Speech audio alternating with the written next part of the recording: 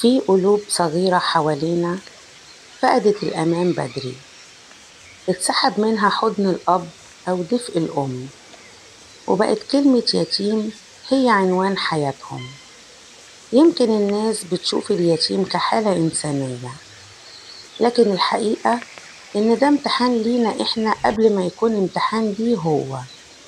السؤال: أنت هتكون له سند ولا هتزود عليه الإحساس بالوحدة؟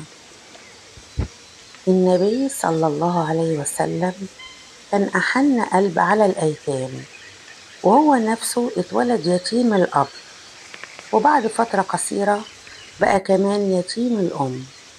عاش إحساس الوحدة والاحتياج والحرمان، لكن شوفوا، ده ما خلاهوش قاسي، بالعكس خلاه أرحم الناس بالأيتام. يقول صلى الله عليه وسلم: أنا وكافل اليتيم كهاتين في الجنة، وأشار بإصبعيه السبابة والوسطى. وكان يقول: خير بيت في المسلمين بيت فيه يتيم يحسن إليه. النبي صلى الله عليه وسلم كان يقعد اليتيم جنبه، يكلمه بحنان، كان بيديهم إحساس إنهم مش لوحدهم. مرة النبي صلى الله عليه وسلم شاف واحد بيشتكي إن قلبه قاسي، فقال له: امسح رأس اليتيم وأطعمه من طعامك يلن قلبك.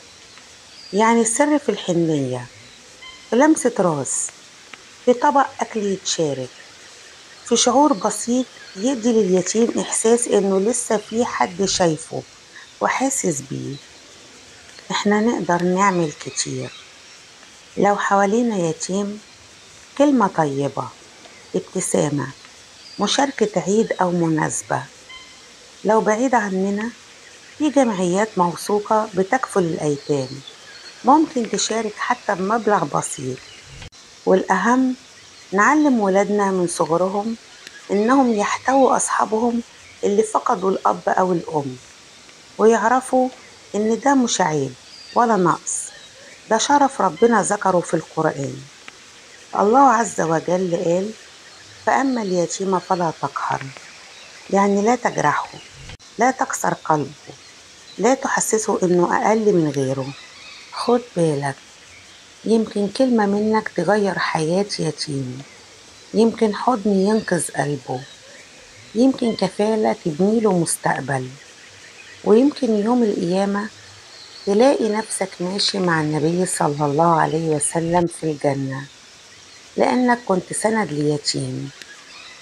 لو الحلقة لمست قلبك، شاركها، يمكن تكون سبب في إن حد يبدأ يحن على يتيم النهاردة.